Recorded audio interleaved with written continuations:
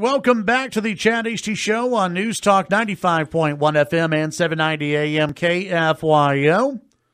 As early voting has begun, and joining me in studio to discuss his campaign in the Republican primary for Lubbock County Judge, Gary Boren. Welcome back. Good morning, Chad. I'm in the batter's box, and I know you're pitching. That's right. That's right. Well, and again, I want to thank you for coming out to last night's debate. And yes, sir. I thought it was a good debate, and I thought we learned a lot of information about each of y'all. So I'll ask you this, just based off of, since we have early voting that's beginning right now, what are you hearing out there? What are you hearing from voters, and how's the campaign look so far? I'm very, I love Lubbock, and I really appreciate the kindness and friendliness of Lubbock citizens, and they're very concerned about their property taxes. They're very concerned about how appraisals hit them, and they don't understand that it's really the elected official that holds the key to stopping the impact of appraisals, and the elected official doesn't, because it's free money. So everyone wants to focus in on the appraisal, but we want our homes to go up in value, but not for taxation. And so that and the raises of the commissioners giving themselves, they consider that very arrogant, very self-serving when they knew what the job paid when they took it, and then to tip it off with a $4,800 a year car expense, that just sort of really, ignites them, So that and concern about property crimes and drugs, this Lubbock's been on the drug highway now with the cartels. We know that. And, they're concerned that, are they elected officials? Are they playing games? Are they giving the people that protect us the tools they need? And then the roads, the county roads, Woodrow Road, I'm getting a lot of alarm from superintendents on what takes place. And people want a chance to express their opinion and their vote.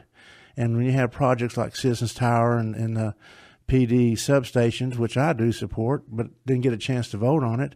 I don't support the Citizens Tower, of course, but you don't get a chance to vote on that. People, it just really makes them mad, and it's called democracy. They're the boss. It's their money. It's not my money. I'm just a steward for them. Yeah. And so they're very gracious, very, very kind, typical West Texas friendly, and so it's just been a great experience when you love Lubbock and love what the people do here in Lubbock County. I want to talk about a couple of exchanges from last night and kind of dig a little bit deeper into them. And one, I think the longest exchange that the three of you had last night was about whether or not you need to be an attorney to serve as Lubbock County judge. You had multiple people came up to me and said you had one of the lines of the night, and I did hear some people go, when you said to Curtis Parrish, one of your opponents, I think you're running for the wrong position. You need to be running for county judge at law number 3, or one of the other races out there. Why do you feel that way? Well, because my opponent keeps saying that 75% of the job is judicial. 75% of the job needs to be an attorney. That's not true. Once again, our Texas constitutional framers said they set up district courts, they set up county courts at law, JP courts, and they set that up for the person of record, which is an attorney. Then they set up a special court called Commissioners Court, which is a court for the citizens. It represents people like you and me, the people we work with, the grocery stores, the churches, whatever that you may do in life.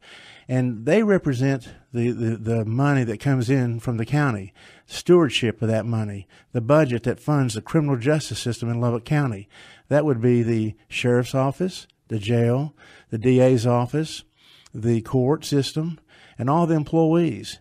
And somebody has to speak up and say, who's going to represent, if you're going to spend all your time judicially talking about probates, guardians, and those things are critical, obviously, and there's a role that we play in that for things that are non-contested, which we will. Yeah, and okay, expand on that, because earlier I had a candidate for county judge or for court at law number 3 on, and he said, that people often confuse the county judge position and his position. He thought he was running against you and your opponents. He said, no, when it's contested, that's when it comes to us. Right. So it sounds like to me, for a county judge, what people need to know is these are uncontested cases. Right. Yeah. And why is that important? As long as there's no sibling dispute, as long as there's no issue on probate no will between he said, she said, and no will or whichever, non-contested, we can get those administered quickly and hopefully efficiently. And that's my goal. But, the county judge for a commissioner's court is similar to the United States in a way that's executive branch, it has judicial, and also has legislative to appropriate money to fund the criminal justice system that the Constitution set in. I would think if I was an attorney in Lubbock, Texas, I would want to follow the Constitution and be a one who is similar to Scalia, you follow the law. What I think is happening is it's trying to be redefined for a political purpose to get elected. And I don't think that's correct. Now, the courts have put an attorney into the county judge's office, Tom Head's office, to help speed up the probates, guardianships, and mental cases that come through there. And that speeds up, and then anything contested goes to county court law 3. So my point to my opponent last night was, look, if you think 75% of your job is going to be judicial and you're running because you're the only attorney, you signed up for the wrong job, baby. The job you need to run for is county court law 3, not county judge, because we do all 3 functions. And somebody, if he spends all of his time, chasing judicial aspects, who's going to represent the taxpayer? Who's going to get the roads fixed? Who's going to oversee that? Who's going to take care of the detention jail system and the jailers, the progression of employment, the deputy sheriffs that have to be hired and armed? If schools are going to be hiring more people to protect them, more security guards, more peace officers, there's already a crunch on law enforcement right now. Recruiting, we're getting the right kind of people who know how to deal with situations without overaction. It's going to get even tougher. When we come back, we're going to continue our conversation with Gary Boren, candidate for Lubbock County Judge here on the Chad Hasty Show, News Talk, KFYO. Candidate for Lubbock County Judge, Gary Boren in studio. And Gary, I want to move on to a different topic, and that is public safety. And 2 parts to the public safety: roads, and then also Sheriff Rowe and his department. Last night there was an exchange about Woodrow Road, yes, sir, and about a possible bond election for Woodrow Road. One of your opponents said, no, we're going to pay as you go. We don't need a bond election. You came out for a bond election for Woodrow Road only, right? Well, actually, I would take it for Woodrow and other roads in the Northeast and Northwest and Southwest, because there's needs that are and package it all together. There's needs for every precinct, and the county's divided up in squares, 1, 2, 3, 4. And, I'd piece it together totally. What would be the benefit of that? Well, because there's the need's critical, hadn't been done, and it provides safety for the vehicles, for public safety enforcement to get out, for economic, for farmers to get their products to market, and for schools and things like this, public safety, and also economic opportunities for development in commercial development and housing development to build the tax base, but you have to get out and sell it to the community. If they see what you're talking about and the need, people in Lubbock get it. They're very smart. They're tough. They've lived out here in West Texas. They know how to survive. It's a great small business capital, and they get it. They understand it. You just let them need to know the facts. They trust you to do your job. And, like the Woodrow Road, that thing's been, if you were to do it a mile at a time and try to pay as you go, the expense with interest rates being as low as they are, the rates could be going up. You'll pay more, and it would probably double the way government does over time, trying to do a mile at a time. And you'd create more congestion, especially when you got buses, vehicles, student drivers, and it would be a cluster mess up, so anyway, it's to me, it's and it doesn't take any space engineer. We did it at Milwaukee. We did it at Gateway Funds, the Northwest Passage for Lubbock, and finishing out Marcia Sharp. You got to get people to the table, TxDOT, the county judge, commissioners, and then you have to put money into the game. And I've come up with some, working with Tom Martin and Jim Gilbreth and different ones that are looked at funding schemes that would satisfy participation. That's like we did at the city, that gets it done, impacted, and bonded. And there's many ways to do it, and it's been done before. And so we just need to create that opportunity and give it to the citizens and explain it in detail. And if there's something they raise that we haven't looked at, go back to the drawing board, get it fixed, and get it done. We have a couple of minutes before our next break. Let me ask you about the Sheriff's Department. Yes, sir. In your opinion, is the Sheriff's Department fully funded? Do we need to add more funds for Sheriff Kelly Rowe? What conversations have you had with law enforcement? Well, a lot of my conversations really have been in a classroom setting with the academy, which 30 citizens were selected by Commander Albus of DPS Regional Office, Sheriff Chief PD Stevens, and Kelly Rowe, and they show what's really going on in Lubbock with law enforcement. Mm-hmm. And that's when questions are raised, and I would always raise the question, are you getting the support from the elected leaders you need to do your job? And I'd always get from each group, pause. Yeah. Because they don't want to criticize. They do what they have to do, and I'm not talking about giving a blank check. And I don't think anyone would ask for a blank check.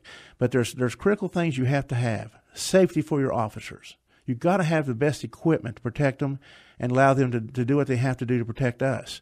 And then you have to have training, and then you have to have the kind of character of people you want hired and the salary schedules that gives you that ability to recruit. And then they work together with all law enforcement, the FBI, home group Bible study, home security, and DPS. They all work together great. From helicopters, airplanes to cars, you got to give them the technology, because we do know cartels are in Lubbock, and let me tell you something, they're very high tech. Just because they say they use mules, don't get a picture of a mule crossing the border. That's just people they use. They got they got technology everywhere, and drones. It's amazing what's going on, and there's a battle. We got to stay in front of the battle to protect you and me, our wives, our children, senior citizens on the highway. The DPS is busting daily people traveling with hundreds, if not millions of dollars of drugs they're busting on the interstate. So it's a team effort, but they got to have the tools to do it. We got to figure out a way how to get it to them. So therefore, we would not be doing anything, in my opinion, that is ridiculous, frivolous. We had to stay on mission. We represent the legislature, criminal justice system, and that's to protect you first and foremost. When we come back, we'll wrap up our visit with Gary Boren, candidate for Lubbock County Judge. You're on the Chad Hasty Show, News Talk, KFYO. Gary Boren in studio, running for Lubbock County Judge. Gary, we have about 2.5 minutes or so, and I'm going to ask you a fairly complicated question that you have to answer in about 2.5 minutes, and that is about taxes. And we keep hearing from candidates, doesn't matter what they're running for, we're gonna cut taxes, or we're gonna keep taxes low. Yet they keep bringing in more and more revenue. If you look at the city side, fees are increasing, revenues are increasing, so people don't really feel as though they're holding the line. Do you get that? Do you get how that works? Yeah, the citizens get it. They haven't. The city, since 2010, they've taken in 60% more revenue. There was about $500 million in 2010. It's jumped up to over 800. 60% more. Has the tax rate come down? No. Has appraisals come down to offset the appraisal tax? No. Utility taxes have gone up. Fees have gone up. The county does the same thing. 105% increase since 2010 to 2014. So how do you reverse that? Well, the only way, it's the elected official. Everyone. This is why I say I'm the only one that has experience, because everyone promises. I promise to my God and do duty and everything, and I promise to do this, but no one does it. And everyone thinks, why don't you do what you say? I'm the only one that has done it. I have lowered the tax rate. I've cut appraisal creep taxation. The governor recognized that the Lubbock City Council did that, and had us on the stage. Governor Perry did, that says, you say it can't be done. It can be done. They did it.